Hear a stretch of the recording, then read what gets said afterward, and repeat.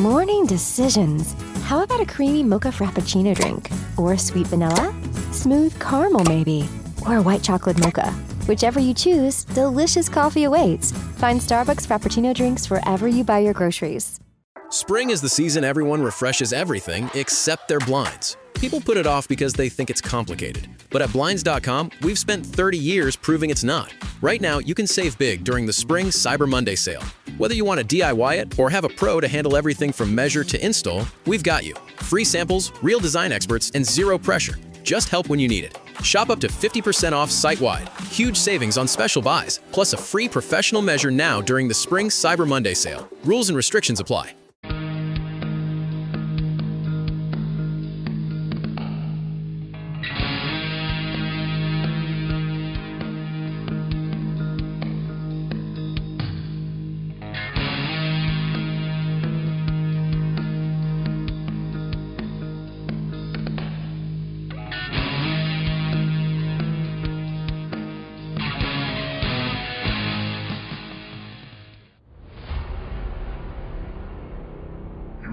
Entering a realm between the hidden and forgotten, a slipstream caught between realities, a secret museum of the esoteric, the private library of shadows, all taking place in a world forged from mystery and caught between logic and myth. You are entering ParaReality. Good evening, and welcome to another episode of ParaReality Flashback, where I revisit a past episode of the podcast.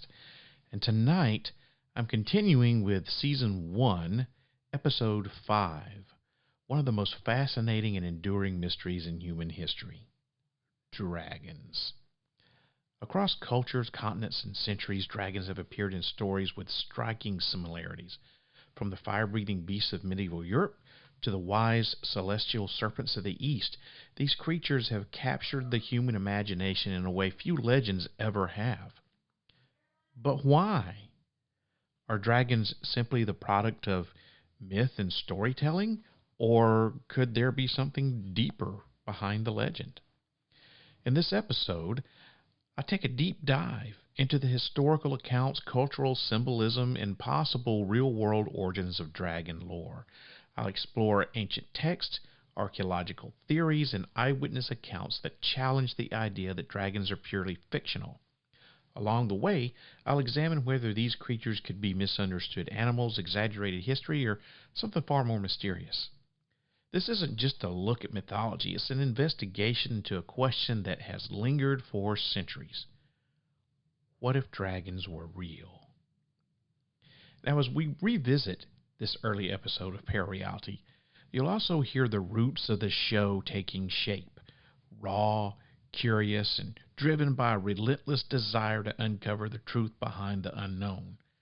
Now, you gotta keep in mind that this was only my 5th episode ever, so I was still trying to find the identity of the show, and one for myself, too.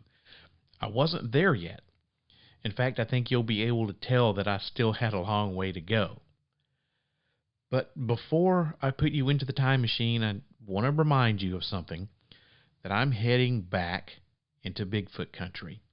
Tomorrow, May the 2nd, you'll find me deep in the heart of the Smoky Mountain Bigfoot Festival in Townsend, Tennessee, surrounded by the mountains, the mystery, and a whole community that knows there's more out there than what we can explain.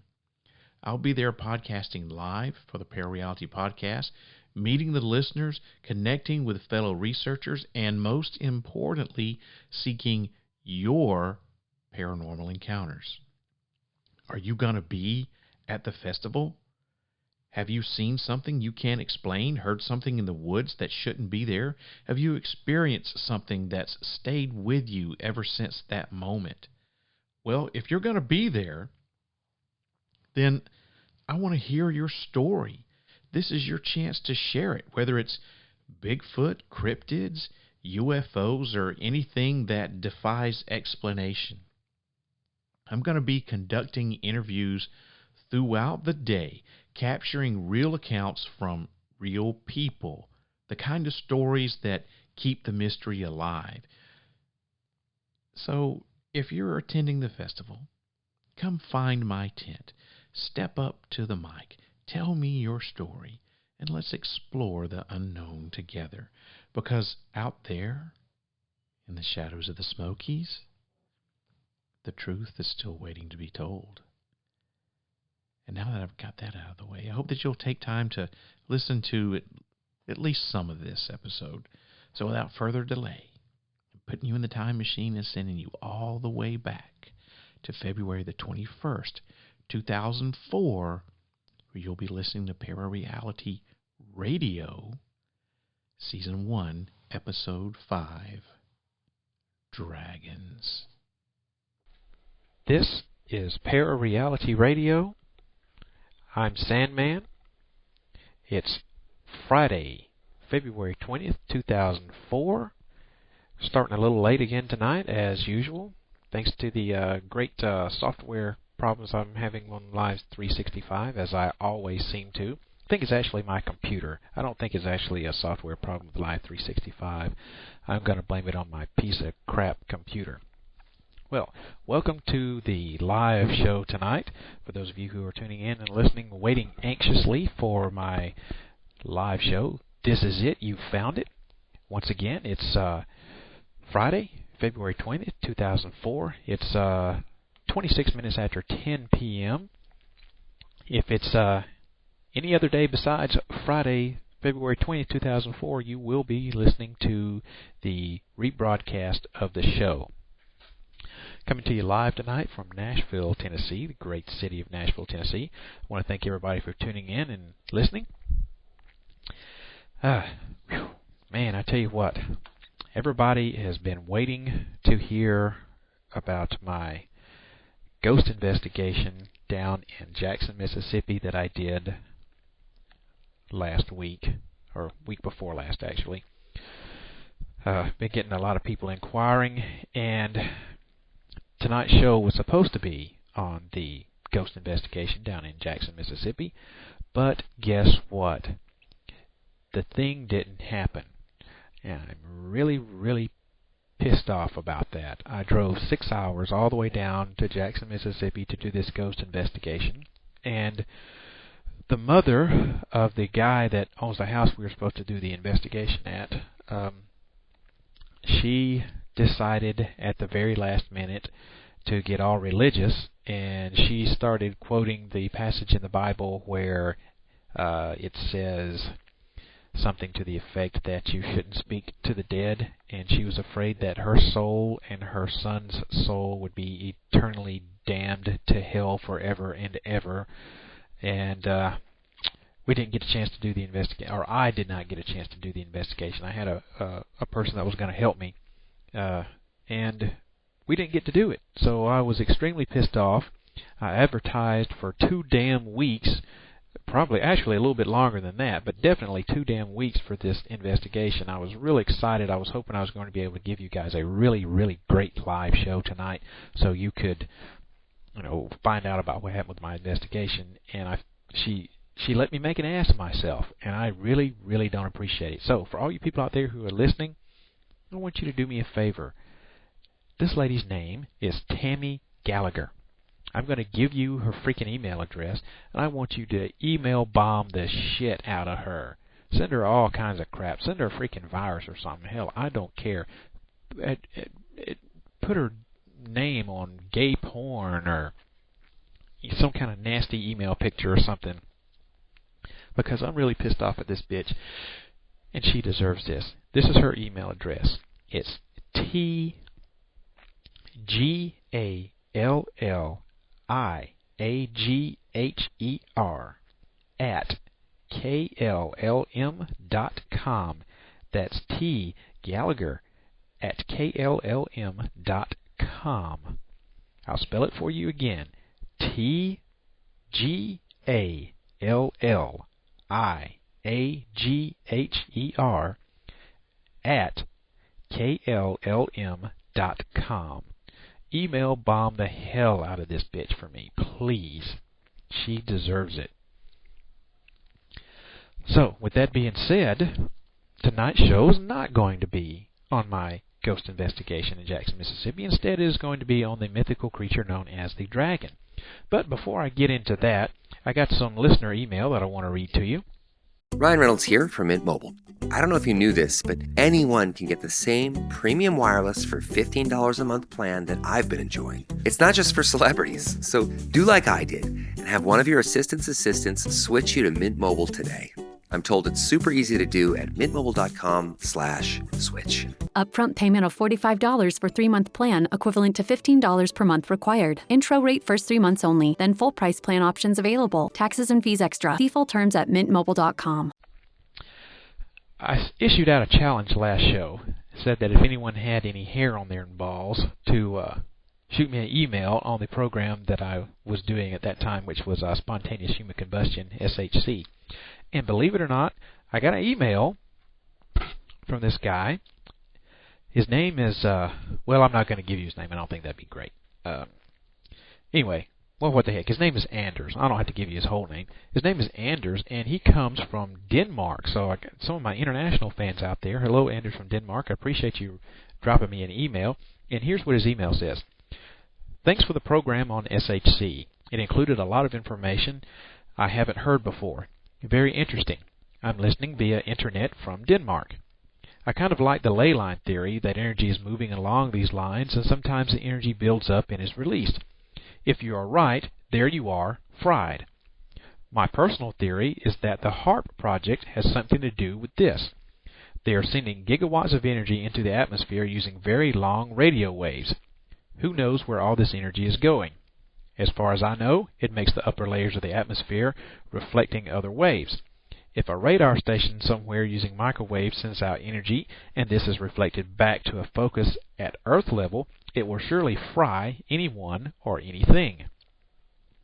Maybe this sounds far out, but it's as good almost as any one of the other theories. Best wishes to you and all of your listeners, and then he adds a little P.S. My balls are all furry, in reference to the challenge. You know, this dude answered my challenge to send me an email. I said to grow hair on your nuts and email me, and this dude did it. So, Anders, thanks for the email. I appreciate you listening, and thanks for having the balls to actually do it. You know, didn't actually have to tell me that your balls were all furry. That's a little bit more information than what I wanted to know about you. But thanks, Anders, for giving me an email. And I have emailed you back, by the way, so if you haven't checked it, check your email, which I'm sure you have. And I really appreciate that email. Also got another email from Igor. Igor says, hey Sandman, how did the ghost hunt go? Wants to know if there's anything that I can reveal to him before the show actually goes on the air. Well, Igor, I emailed you back, and of course you know that the ghost hunt didn't go worth a shit. It didn't go worth a damn. So email bomb this Tammy Gallagher lady for me. I would appreciate it. And speaking of Igor, this is a good segue into the sponsor of the show, of the guys at Vlad'sVault.com. Vlad's Vault is the sponsor of ParaReality Radio. You can be found on the web at www.vladsvault.com. Vlad's Vault is a horror movie review site and they have horror movie information as well. You can read reviews of many, many various horror movies, or you can post your own as a guest there, or even join the site and post your own. They also have links to other horror-related sites, biographies and filmographies of some of your favorite horror actors, and a nice collection of horror-related wallpaper for you to download to boot.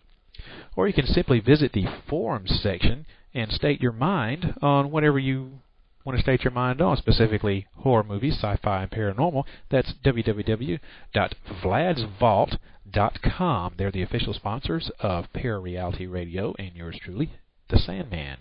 Appreciate it, Vlad and Igor. When you go over there, tell Vlad and Igor that the Sandman sent you. Tell them hi.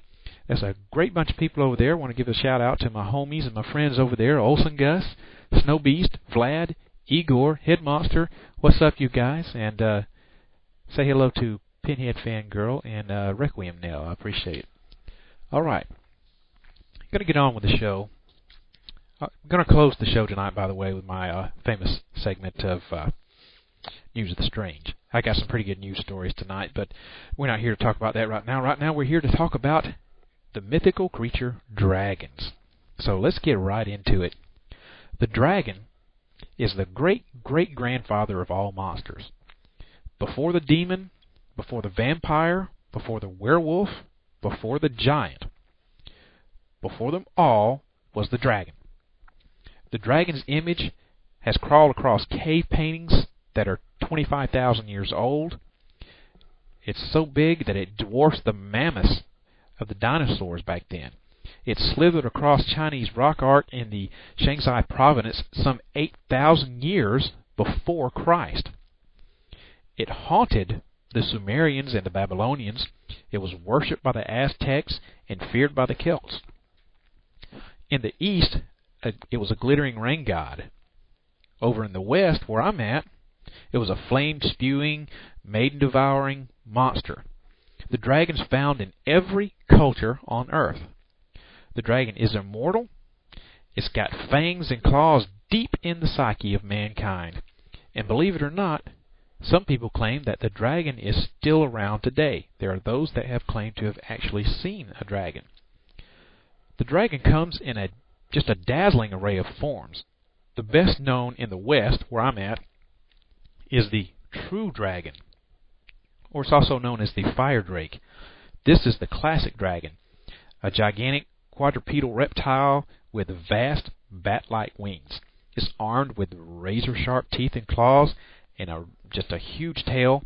And of course, its most formidable weapon is the white-hot jets of flame that it spewed out at its victims. These monsters were considered to be the most magical of beasts, with powers like shape-shifting, self-regeneration, and even some mind-reading skills attributed to them. They were covered with impenetrable scales and had only one supposed vulnerable spot. The wyvern was much like the fire drake, except it bore only one pair of legs.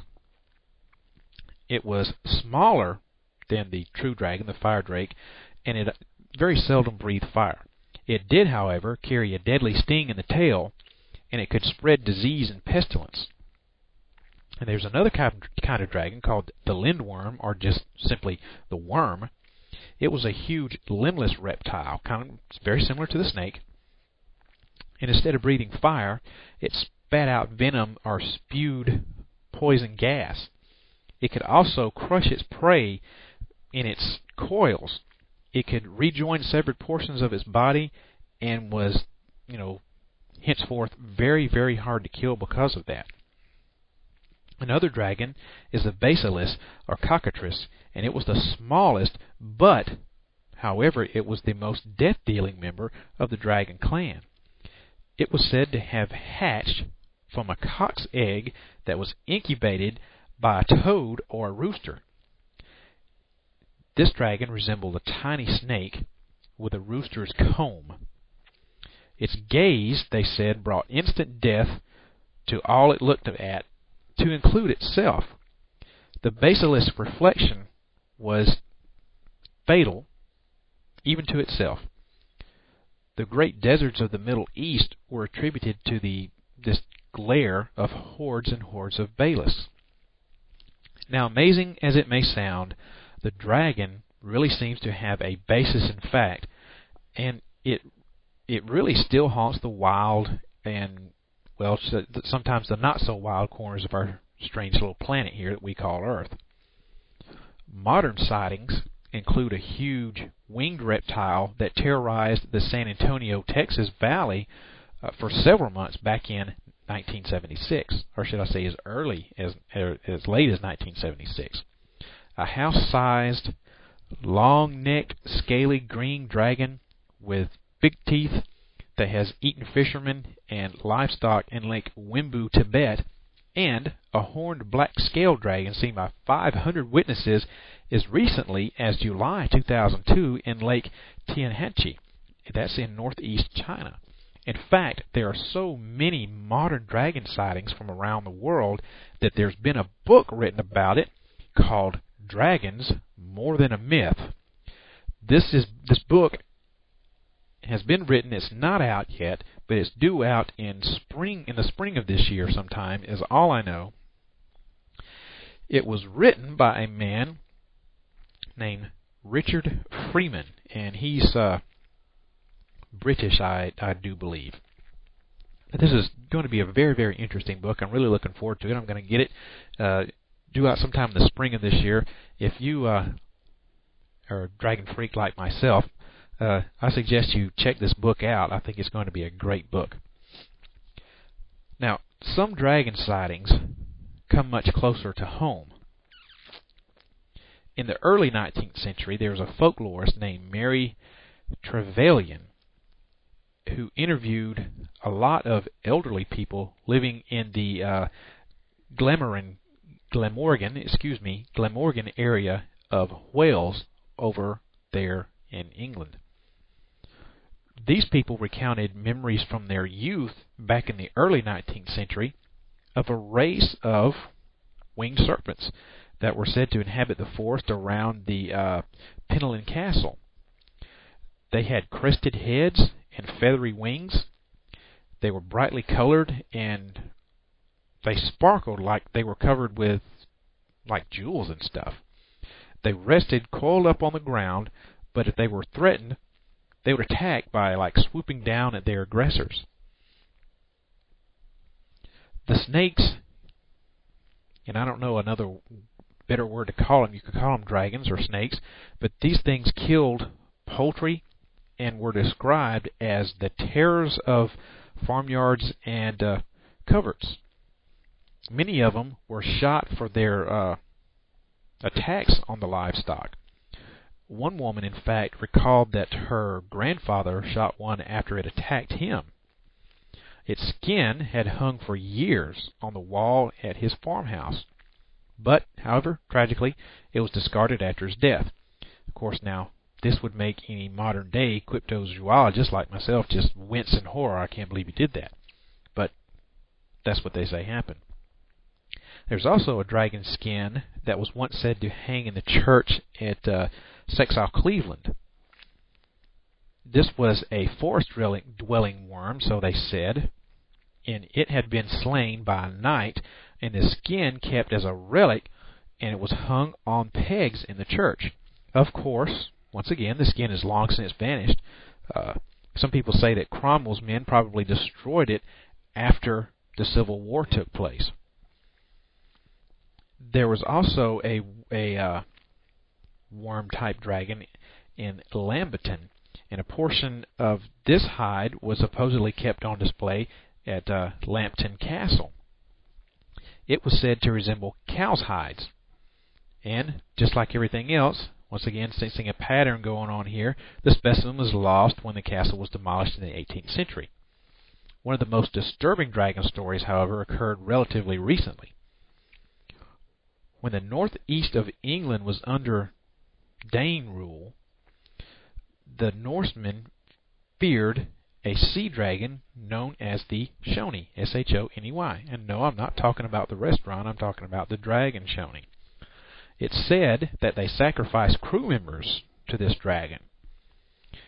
What they would do was they would draw lots, and whoever lost, I guess, this luckless guy was bound up hand and foot, and they slashed his throat and tossed him overboard. The Shoney was meant to eat this sacrifice and let the Viking ships alone. Sometimes half-eaten bodies were found to be washed up around Lindisfarne and around the area known as Marsden Bay near South Shields, Newcastle. Now, of course, once again, we're talking overseas in Britain and everything. England, however you want to say it. So, the story goes that this sacrifice became a kind of maritime worship, and it persisted long after the time of the Vikings. Supposedly, it was practiced by Scandinavian sailors. Several hundred years ago, a pub was actually carved into the cliffs of Marsden Bay. This pub was known as Marsden Grotto, and of course it had a lot of landlords. It changed hands over the years several times, and many of these landlords actually lived there, and they would wake up to discover these sacrificial victims of the Shoney washed up on shore onto the beach outside the grotto. So the pub cellar was oftentimes used as a makeshift morgue on many occasions. And according to a local researcher and historian and fellow Fordian by the name of Mike Hallowell, the last bodies were washed up in, get this, 1928. So we're still talking about 20th century here. People are still supposedly sacrificing live human beings to this Shoni dragon. The idea that a dragon worship cult was making human sacrifices in England well into the 20th century really seems just totally and completely amazing.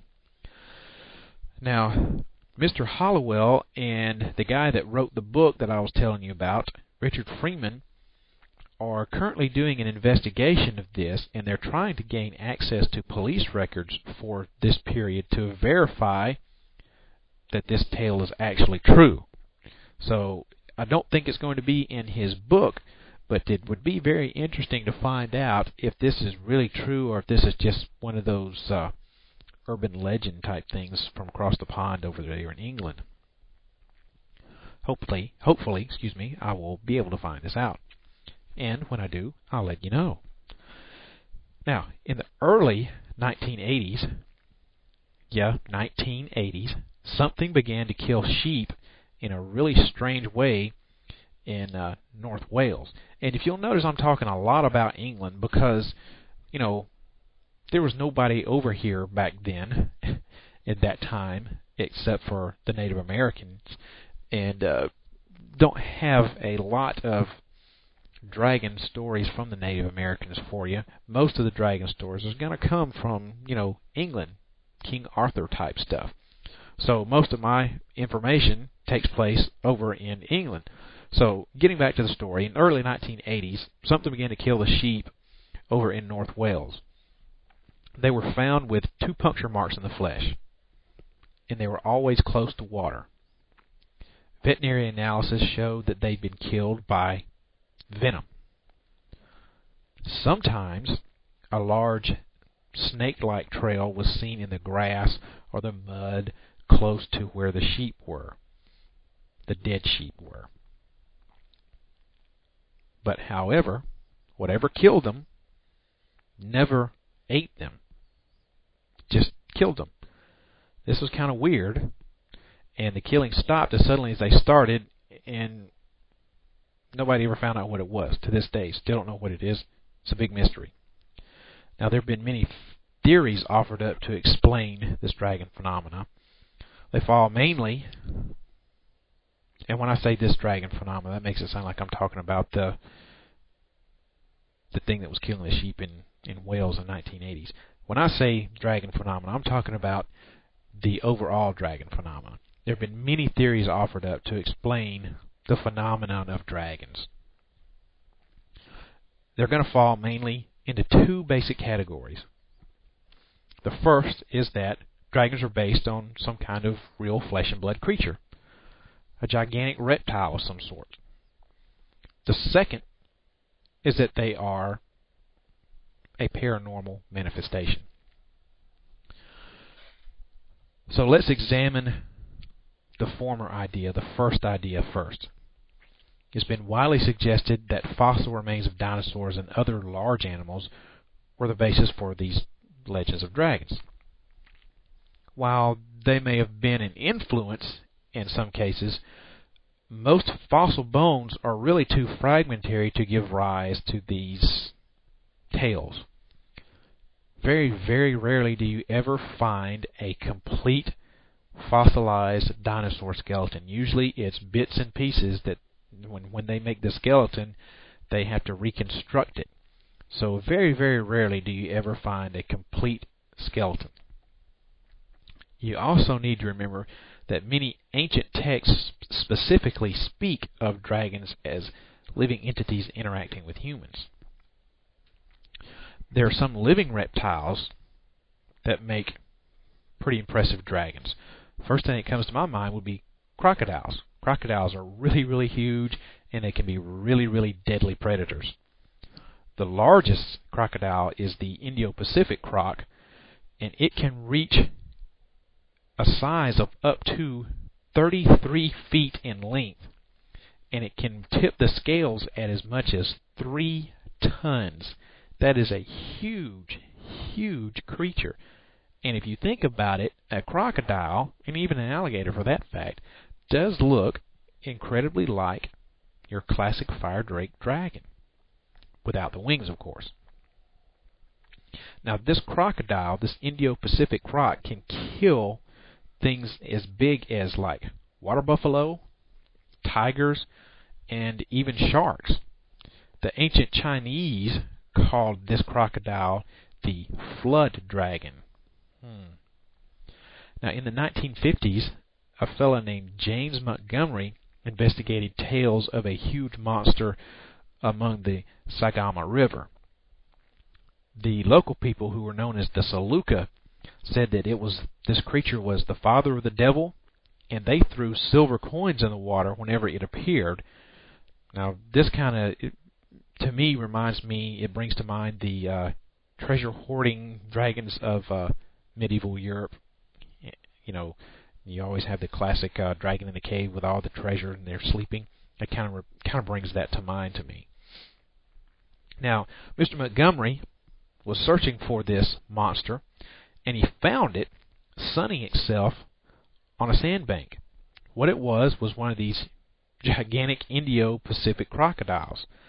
So Montgomery knew his rifle would be about as much use against this thing as a pea shooter, and so he beat feet and got the heck out of there.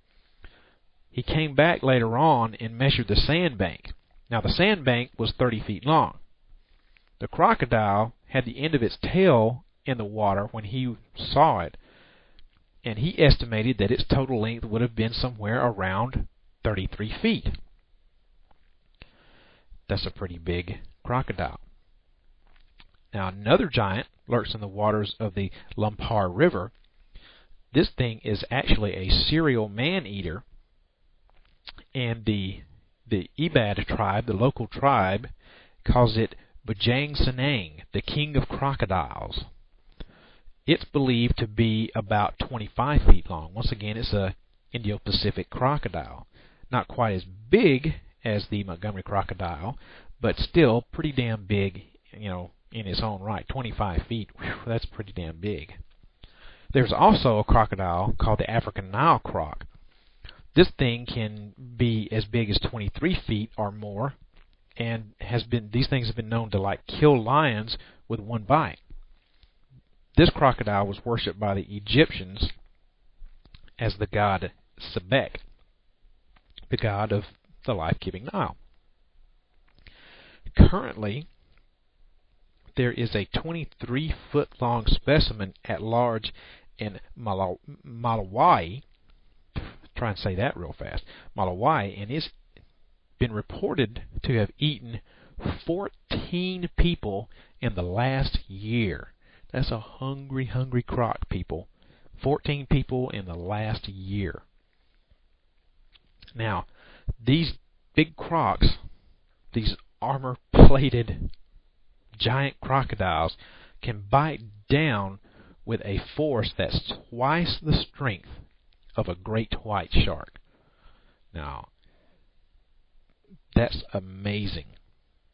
You know what a great white shark, you can imagine what a great white shark could do to somebody. And this thing can bite down with a force that's twice the strength of that. So if you could put these two together, who you think would win in the underwater struggle? I think the big croc could probably win it. I think if you'd ever got hold of the shark, it's all over with, buddy.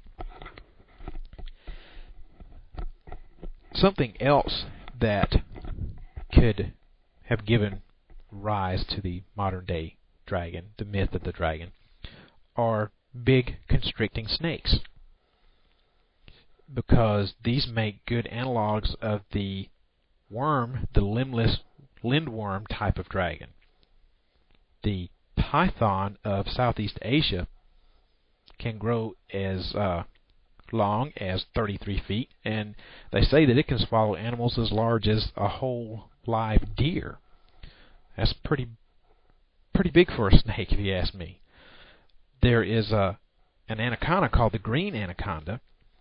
It's been known to get as big and even a little bit over 26 feet, and it's far more bulky than any python. There have been tales of monstrously large specimens of this snake that filter out of the South American jungles from time to time.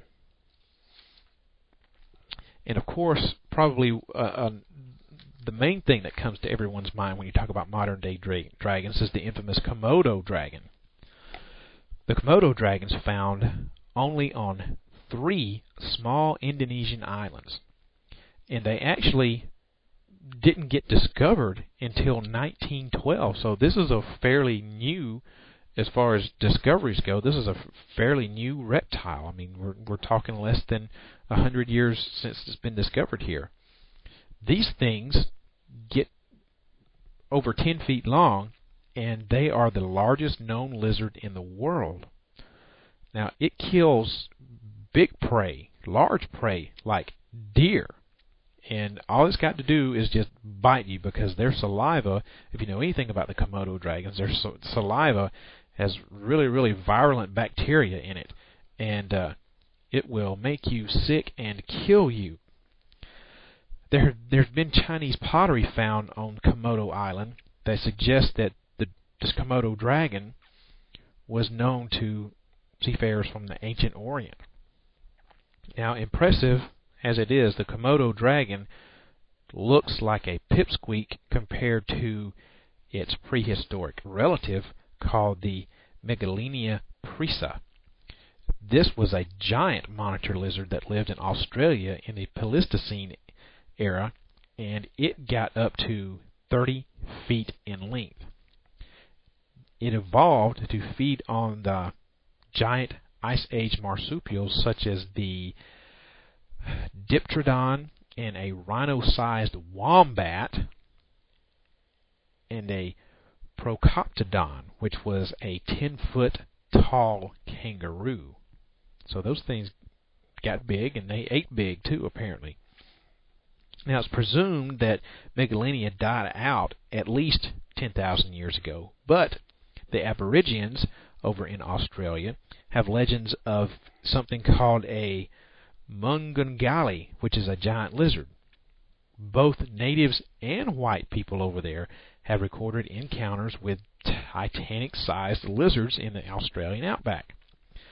There's even been a reptile expert, a herpetologist, who has claimed to have seen one of these giant lizards.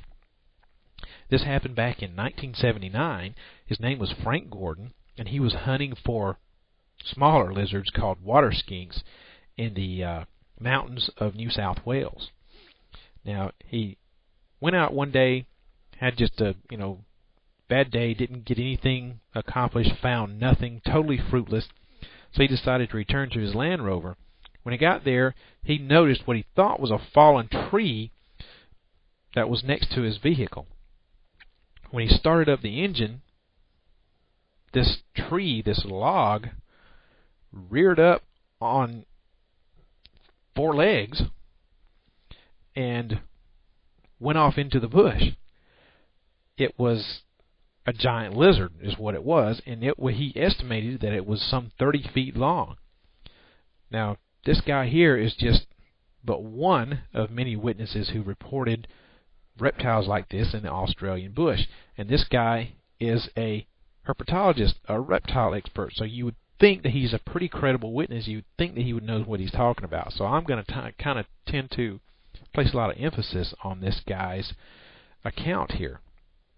Some people even speculate that the mysterious disappearances in the outback can actually be blamed on these giant reptiles as they feed on people who are out in the bush, people who get lost out there. Recently now, a part of a Megalenia hip bone was uncovered that is what they call a subfossil. And what we mean by subfossil is that it appears to be only about 1 to 200 years old. 1 to 200 years old. Now remember, you go back and talking about the Komodo dragon. we've only just discovered them in 1912, so they're less than 100 years old as far as our knowledge of them. Now, we know about the megalania, but we think this thing is extinct. But here we have a hip bone that's 100 to 200 years old. Could these things really still be alive out there somewhere? Hey, there's a distinct possibility. We thought the coelacanth was extinct, and those things are still around. They haven't changed in millions of years, so it's possible that this thing could still be out there. Now, these monster reptiles make good dragons, but they can't, under no circumstances, cope with cool climates. Now, there are some reptiles like a cobra snake or a python or a crocodile that may have been brought back to the West by crusaders. If these things broke free and got out into the populace who had no knowledge back then of such things like this, I can see where people would have considered these things to have been dragons. These things would have absolutely terrorized the community until, that is, winter set in and killed them off, as they cannot tolerate the cold. There's a story of a dragon of Wormingfoot in Essex, which is a really good example.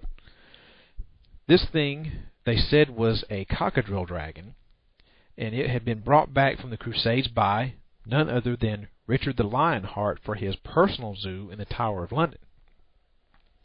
It broke free and actually made its way through the country to the River Stour. When it got there, it killed and ate sheep, along with some of the shepherds with them too. They said that there was no arrow or no spear that could actually penetrate its scales. And finally, it disappeared into a marsh and was never seen again. Sounds to me like this might have been one of those big, huge Nile crocs. No spear or arrow could penetrate its scales, ate shepherds and sheep. Sounds like it's a Nile croc to me. In August of 1614, there was a strange reptile that was reported to be at large in St. Leonard's Forest in Sussex.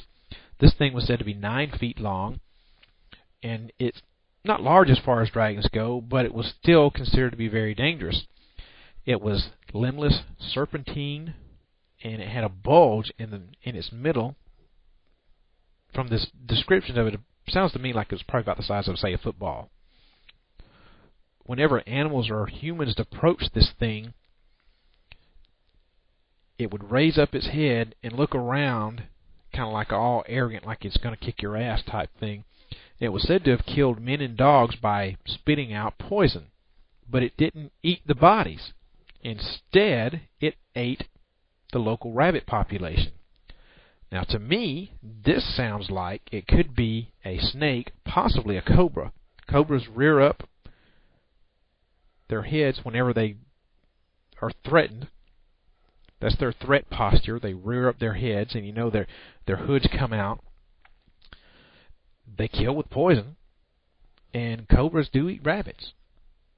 So it seems that, once again, we had a creature that was unknown to the population that was probably in someone's private zoo that escaped. There are several dragon legends that may be explained this way, but really the majority can't. The dragons that inhabited the West probably were something different. There's an author by the name of Peter Dickinson who has a theory that dragons maybe evolved from huge carnivorous dinosaurs like the Tyrannosaurus rex. This guy believes that dragons flew and breathed fire through the manipulation of hydrogen gas.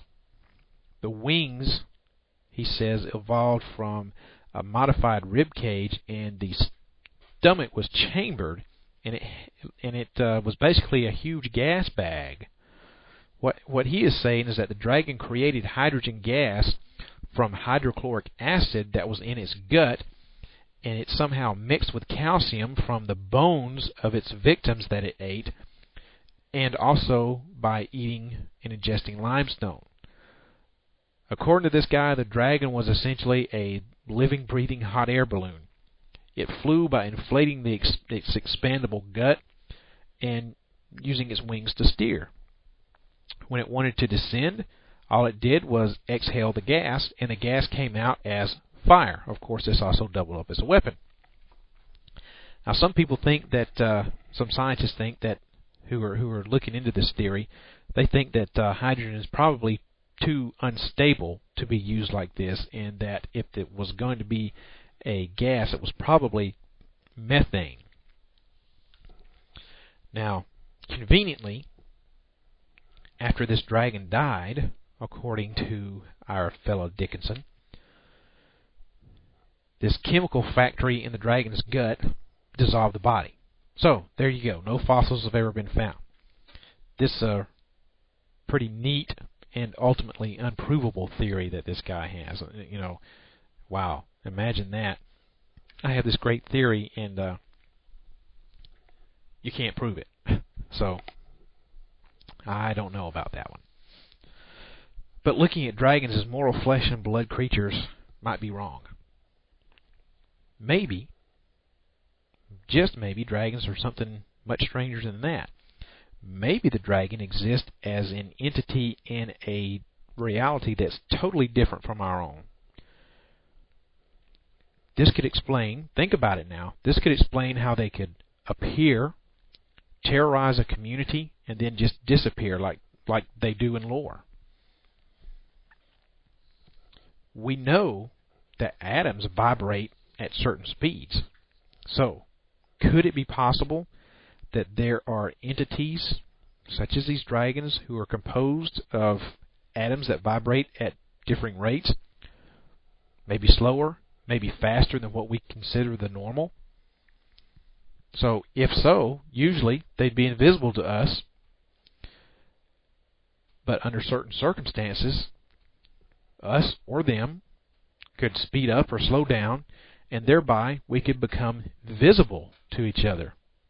Even for short time, long time, but we could still become visible to each other by slowing up or speeding down, by our atoms vibrating at different rates. Now, there are areas of intense Fortean phenomena that are called window areas. Many of these window areas are places of former religious importance that's now not being used for some reason or another. So could the worship or occult use of an area over hundreds and hundreds of years create sort of like an artificial life form there? Something that actually fed on the vibrations from the worship, fed on the energy from the worship. So when the worship was taken away, when they no longer worshiped there, this thing that was created is still there and it still needs to feed. So what does it do? Now it feeds by creating fear with paranormal manifestations. Another idea that is circulating out there is that these things are nothing more than a massive collective subconscious thought form. The thought form is said to be like a 3D semi-solid image created by the power of the human mind. Now, Buddhist lamas in Tibet are said to be able to summon up these thought forms during intense meditation. There's an explorer named Alexandra David Neal that was said to have created a thought form of a monk while he was studying in Tibet. There's a Polish medium called Franek Kolsk who was said to have summoned up things like huge cats, birds, and even ape men during seances. So perhaps, considering the types of creatures this guy Kolsk called up, he was creating thought forms. If individuals can create these thought forms, imagine, if they can do this by themselves, imagine what the collective mind of humanity as a species could do. What could these group of people think up? What kind of semi-solid 3D thought form could they think up? So perhaps dragons are a giant worldwide thought form that emanate from our innermost fears. Hey, several million years ago, Australopithecine, our ancestors over there on the plains of East Africa, they were in a struggle to survive. They were being preyed on and were in competition with various formidable creatures. Crocodiles and pythons ate them as like a cat eats a bug. There was large bugs of prey like eagles that swooped down on them, picked them up, took them off to the nest. They competed against other primates like giant baboons and other races of hominids, some larger than they were, some smaller than they were. All these creatures can be slotted, can be placed nicely into the universal monster template, if you will. So there seems to be groups of monsters reported all around the world in every culture. These include dragons, giants, little people, monstrous birds, mystery big cats or alien big cats, and big huge dogs. All of them have a direct link back to something of our ancestors that was, some sort of horror to these people. Is this a coincidence? Maybe so, maybe not. Maybe in certain window areas, something affects the minds of those people who enter it. Now, the mind, if you think about it, is nothing more than an electrical chemical computer. Maybe when you step into these 40 and window areas, it gets like scrambled. So when it gets scrambled, when your computer screws up, like mine does all the time, delaying my live show start, what do you have to do? You have to reboot it. So maybe when you step into these window areas, your brain gets a little scrambled, and it has to reboot just like a regular PC would. This can make it go into, let's say, a primeval state. And maybe in this primeval state, the mind raises up the prehistoric terrors out of our past, like dragons, for example. Now, this isn't to deny that there are flesh and blood counterparts for each of the monster categories, because I would say there almost certainly are. But within these things manifest in places that could not support a real creature, maybe we should look to thought forms for our answers. Maybe it's some sort of window area that's scrambling some brains, and we're developing these thought forms as our electrical chemical computer brain reboots. No one explanation is really likely to hold the key to the riddle of the dragon. Dragon lore is really just so rich. There's so many of them. I can't fit them all into this one show. I never even touched really on the Oriental dragons. That's for another show at another time, but there are lots and lots of Oriental dragons out there. No matter what, the dragon has always been with us, all throughout recorded history and back into our prehistoric past. It's been proven. Paintings are there, 8,000 years before the birth of Christ. I think the dragon's always going to be with us, no matter how civilized we think that we have become. When your parents told you that there were no such things as dragons, they lied.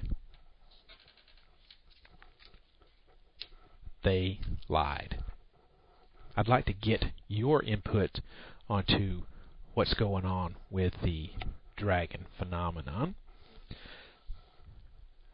Why don't you give me an email, shoot me an email to prradio@50g.com. That's the number 50, the letter G, 50g.com. PRradio at 50g.com. Shoot me an email. Let me know what your theories are on dragons. If you notice tonight I haven't said anything about there being a chat room up, that's because I'm no longer going to have a chat room. It's too hard to try and run this show, do the show, and run a chat room by myself all at the same time. See, I don't happen to have a big, huge staff as someone like, say, I don't know, George Norrie, Art Bell, Lou Gentili. It's just me. I produce the show, I write the show, I direct the show, I am the show. I can't do a chat room and do a live radio show at the same time. So I don't have a chat room anymore. But, however, I do have a forum, a bulletin board, if you will. If you'll go to my sponsor's website, www.vladsvault.com on the web, if you look on the left-hand side, there are links, and there's one that says Forum. If you'll click on that link, it will carry you to the Vlad's Vault Forum area. In the Forum area, there's, of course, different topics of discussion, different threads, if you will. You'll see, about halfway down the page, ParaReality Radio. That is my forum. You can post anything that you want to in that forum. Please be tasteful.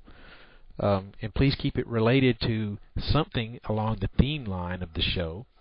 If you'll check on there right now, you'll see that I have some stuff up there about dragons and some past shows. I figured that way is much, much better and easier on me than it is to try and run a chat room up at the same time that I'm trying to do this show. Because let me tell you, I've had one or two people try and go into the chat room, and it's hard. It is hard to do a chat room by yourself and do a live show and keep things rolling all at the same time. It's really, really hard. However, you can interact with me live while I am doing a show, and if I had been intelligent, I would have told you this at the beginning of the show so you could have called in while I was doing my talk about the dragons. But you know what? I'm not that fucking smart. But anyway, you can try and get in touch with me if you have Windows Net Meeting. You can try and get in touch with me at Windows Net Meeting by pinging my IP address. My IP address is 192.168.0.2. I will have Windows Net Meeting running every live show. As you know, some of my shows are pre-recorded. If this is not Friday, March the 20th, 2004, this is a pre-recorded show, so don't try and contact me. But however, if you are listening out there tonight, 192.168.0.2, that's my Microsoft Windows Net Meeting, and I am on MSN. I have MSN Chat. You can get in touch with me on MSN Chat by typing in Skywalker89 at hotmail.com, which is my Hotmail address. Or I'm on Yahoo. I have Yahoo up and running as well. You can get in contact me with Yahoo if you'll type in Grey Dragon 98 and you spell Grey, Grey, Grey Dragon 98. That's my Yahoo Messenger. So there's 3 different ways to get in touch with me live on the show. Like I said, if I had been intelligent, I would have told you that at the beginning of the show. Been accused of being intelligent, but like my best friend says, it's never been proven. So if you want to, even when I'm going to, do my news segment, if you want to call in and try and, give me your opinion on dragons or on the show, let me, ping me. Let me know what you think. Give me a shout on Yahoo or Microsoft Network. I'd really appreciate it. Grow some hair on the nuts like our friend over in Denmark did. What's his name? His name's Anders. Thanks, Anders. I hope you get some more hairy nuts out there and, try and get in touch with me. God, I never thought I would. That sounded so bad. Okay, forget I said that one. That was really shitty. Okay. Hey, Mama. Thanks for making all my favorite recipes. Hi, Ma. Thanks for your unfiltered advice. Hi, Mom. Thanks for always being by the phone. Hey, Mom. Happy Mother's Day. When you ship UPS Air at the UPS Store, your items arrive on time or your money back. Guaranteed at no extra cost. Exclusively at the UPS Store U.S. retail locations. Visit the upsstore.com/airshipping for full details. Terms and conditions apply. Send your Mother's Day gifts at the UPS Store and we'll get your gratitude there on time. Well, ladies and gentlemen, I have a sad bit of news to report tonight. It seems that dumbass Des no longer has a show. I told you the last show that I hadn't listened to the Des show, K-Des or whatever his freaking show is or was. I hadn't listened to it in a while because I just frankly hadn't had the time. I've been busy. Well, I tried finding his show several nights ago, and the Des show's no longer on the air. His website shut down. I've tried searching for the internet broadcasting company, that IBC network he was supposed to start up. The only IBC network that I found is the one that Lou Gentile is on, and that is not the same thing. That's IBC is the Lou Gentile IBC. I have no idea what that actually stands for, but it's not the same IBC as the Des show was on. So I tried search engines, can't find Des, can't find the IBC network. All traces of it have been wiped off the face of the internet. So it is a sad, sad thing that I must do to report the death of the Des show in the IBC network. What can I tell you, Des? Except that I tried to tell you to shut your fucking hole and not have anything to do with this. To let someone else do it because you are a bloomin' freaking idiot. Tried to tell you, but you didn't want to listen. Why you didn't want to listen? You're an idiot. That's why you didn't want to listen. Des, hate it for you, man. I'm going to miss you because you were so easy to make fun of. You and your cat Stinky Fart, or whatever the hell his name was, the poor cat. But that's it, ladies and gentlemen. No more Des show. If you know what happened to Des, or if he's somewhere still out there and I just can't find him, drop me an email. Let me know. prradio@50g.com. Sure would be interested to know what the hell happened to that dumbass. Maybe you'll get back on the air, Des, and I can continue to make fun of you, you freaking loser. Anyway, let's get right into News of the Strange. Start off with our lead story.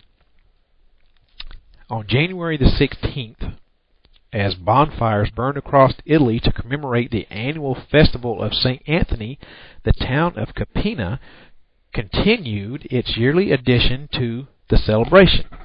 Now, what was its yearly addition? A day of smoking cigarettes. This comes from the BBC News. Residents, including children as young as 6, light up their freaking cigarettes throughout the day in the town's huge-ass bonfire. Italy's recent anti-smoking drive notwithstanding, many Capena parents encourage the kids, which honors a centuries-old tradition that originated with smoking dried rosemary. Now they're smoking cigarettes. You know how things evolve. The parents over there in Capena encourage kids by pointing out that it was just one day a year. You know what? The Italian health professionals believe that many kids will start, they'll develop the habit nonetheless. I cannot believe that we have a whole town full of people who don't care about the health of their kids.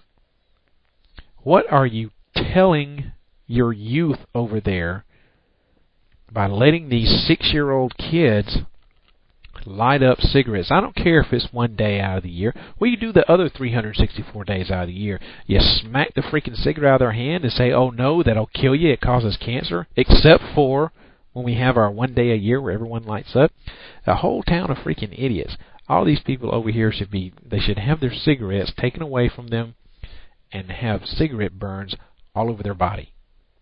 That's just totally irresponsible. These parents are teaching their kids that it's okay to smoke. I cannot believe that. If you're 18 and you want to make that conscious decision, fine, go ahead.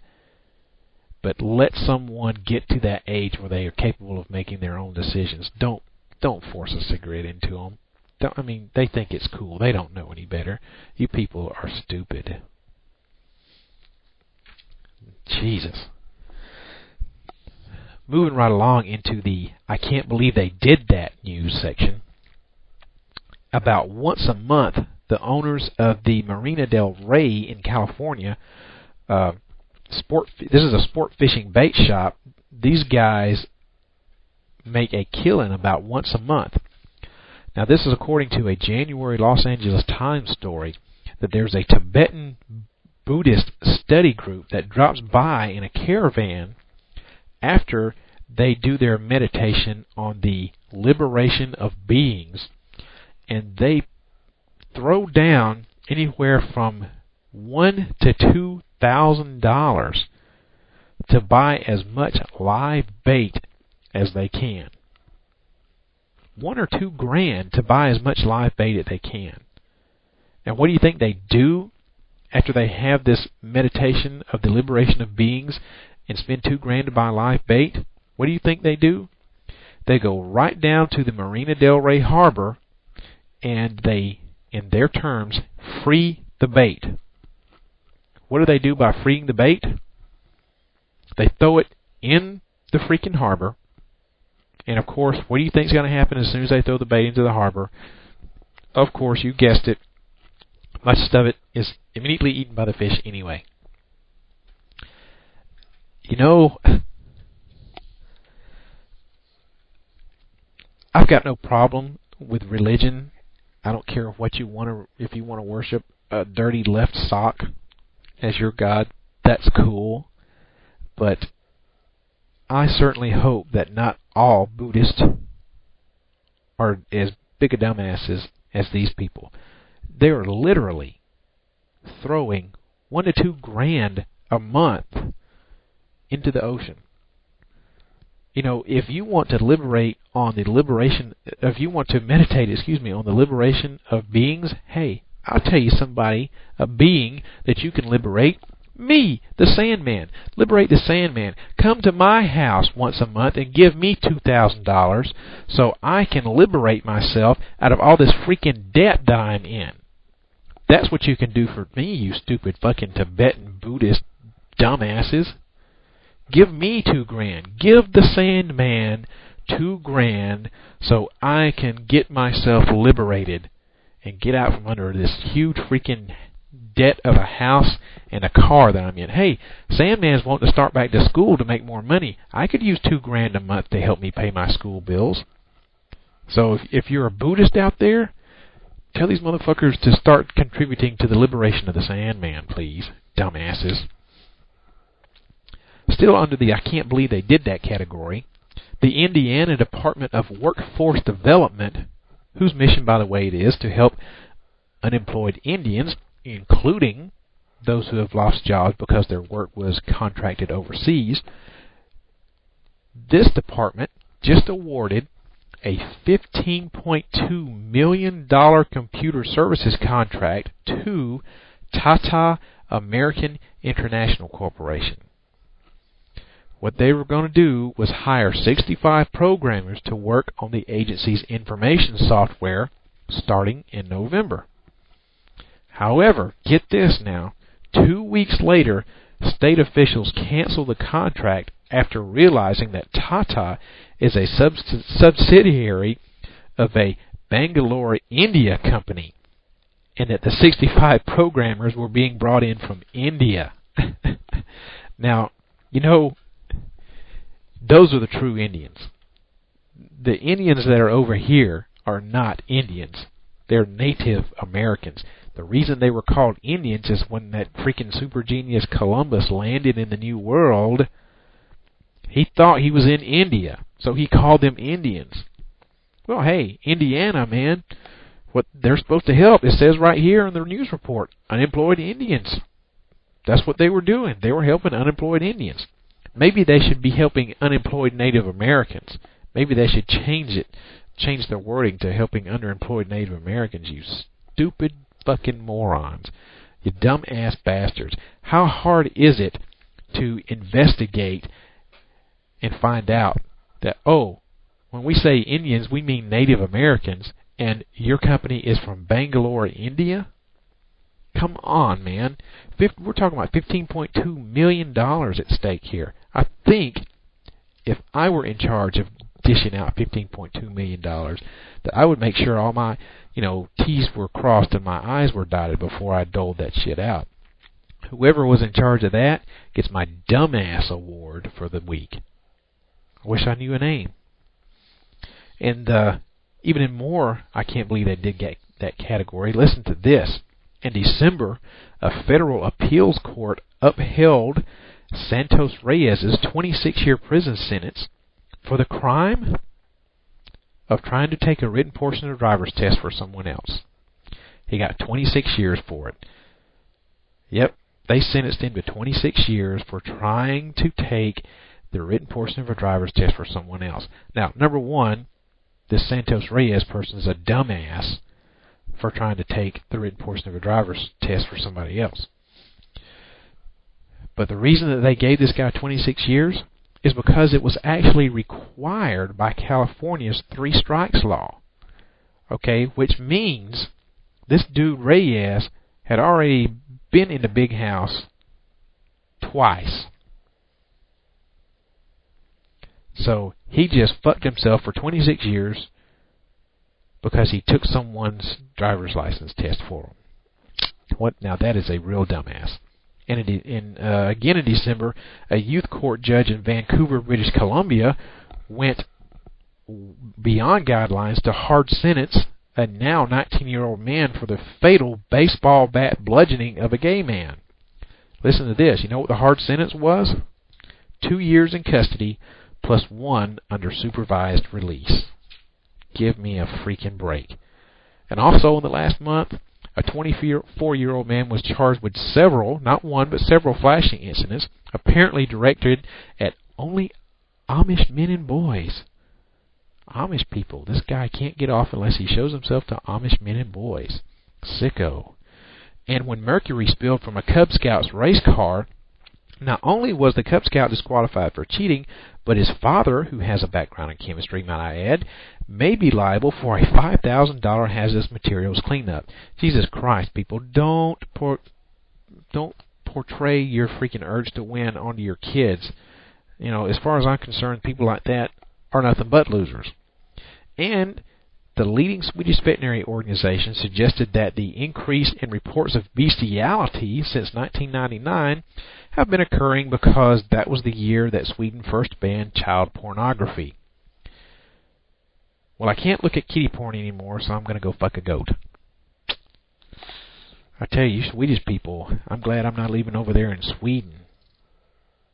I mean, so if they banned child pornography, that means that people aren't having sex with kids anymore, but they're going to go have sex with animals. That doesn't seem to make sense to me. I don't get it. Whole bunch of fucked up people over there in Sweden remind me never to go. And in the frivolous lawsuits category, a Fulton man wins $15,000 in a kick case. When a 9-year-old boy kicked a Fulton County man in the crotch, this guy decided not to take it lying down. Instead, he filed a lawsuit against the boy and his parents, claiming that the kick caused him, of course, great pain and affected his sexual performance. A Fulton County jury awarded the man $15,000 this week. Good for you, buddy. That's worth at least $15,000 getting kicked in the nads by a freaking 9-year-old piece of shit. The man, who was not named to spare him any further embarrassment, was working as a waiter at a wedding reception in the family's home on April the 10th of 1999. He was then 26, and he claimed that the boy and his younger brother were running around unattended and threatened several people on the catering staff with a knife. When the waiter told them to go outside, the boy headed that way, but not before turning around to deliver a switch kick to the dude's left testicle. The waiter said he developed acute epididymitis and erectile dysfunction. The injuries forced him to miss work and incur medical bills of more than $4,400. The boy's parents, however, denied the bad behavior, claiming that the children were supervised at all times and that their sons were playing in normal manner for young boys. Well, guess what? Your little fucking dumbass kid kicked a dude in the nuts because you weren't doing your job as a parent. So you, not the little kid because he's 9 and doesn't have a job, you are going to have to pay $15,000 because you're a bad parent. As far as I'm concerned, they should take the kid away from you too, and you should both be fucking sterilized because you're fucking idiots. And speaking of idiots, this comes under the stupid idiot category. A man playing blackjack became so enraged when he lost 46 straight hands from the same blackjack dealer that he shot her to death. His explanation of the events went like this. This is a quote. "I was betting fairly heavy. No matter what I did, she found a way to beat me. I'd get a 19, and she'd get a 20. I'd get a 20, she'd get a 21. It was totally unreal. Finally, I just went crazy and blew that smile right off of her face. The next thing I knew, the police were hauling me to jail. I guess it just wasn't my lucky day." End quote. You stupid fucking idiot. You know what? Maybe the judge, if he has any sense of humor, will sentence your ass to 21 years to life, you freaking moron. More stupid idiots. A Danish man was stuck on the frozen roof of a house for 2 hours after his romantic encounter was interrupted by none other than his lover's husband. The naked man climbed through the bedroom window when he and his girlfriend heard her husband arrive unexpectedly at the house. The window led onto the roof, and the man was too scared to jump down, so he was stuck for 2 hours in the middle of the night.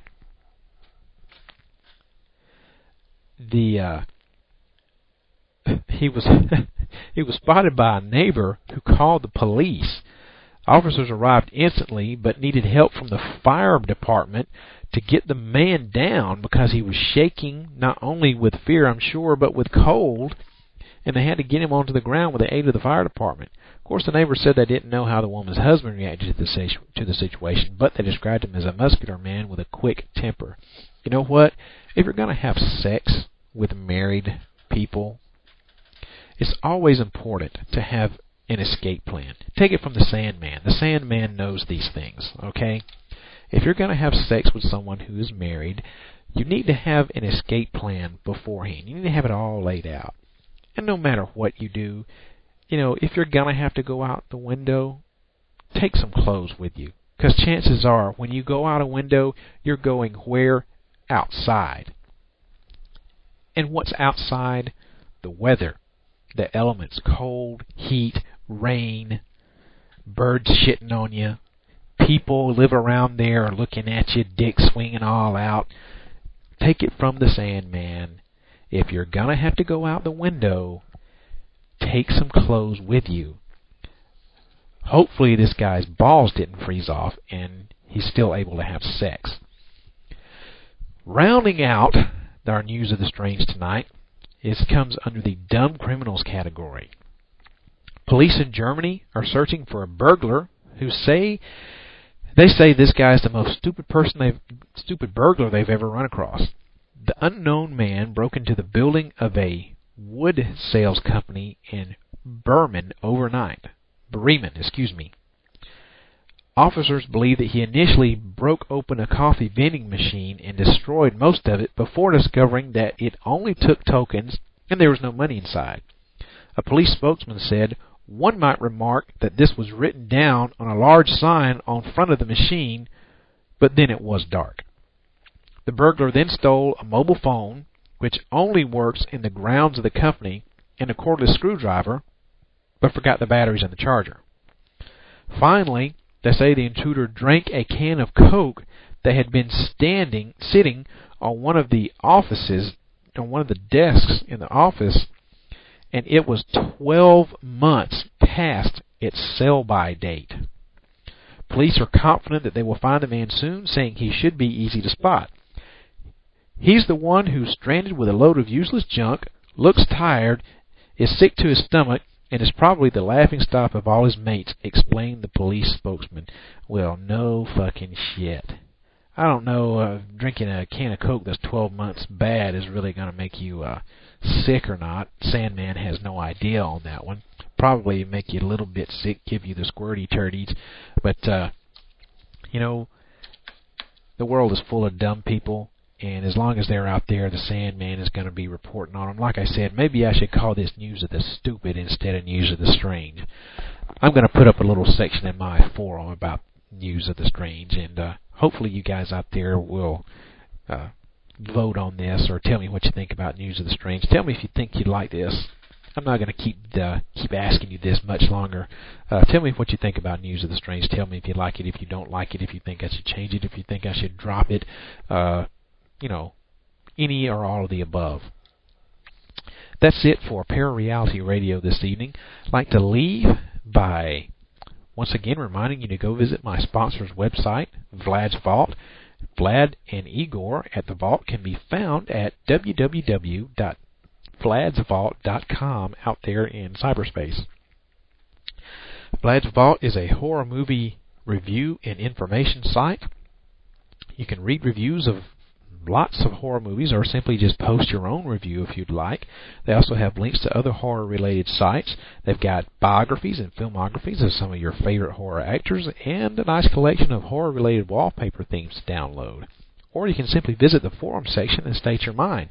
You can find the ParaReality Radio in the forum section over there at Vlad's Vault.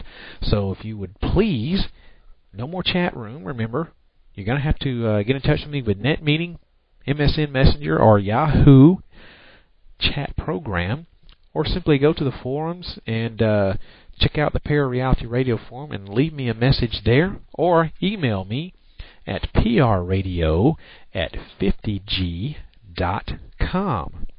I would really appreciate hearing from all of my listeners out there, wherever you may be. Appreciate you tuning into the show tonight. Turning into the show, yeah. Appreciate that too. Now, I appreciate you tuning into the show tonight. Next I can't even talk anymore. My next show is going to be 2 weeks from tonight. So this is Friday, February 20th, 2004. My next show is going to be 2 weeks from tonight. I can't find my calendar to tell you what date that is because the Sandman's calendar has walked off somewhere. Usually keep it right here by the desk, and that sucker is absolutely gone. Don't know where it's at. So look at your calendar. 2 weeks from tonight, February the 20th, 2004, will be the next show. Don't have a show topic yet. Keep checking back on the broadcast scheduler for a show topic. Really appreciate you guys tuning in. Good God, I can't talk anymore. I really appreciate you guys tuning in out there and listening to me.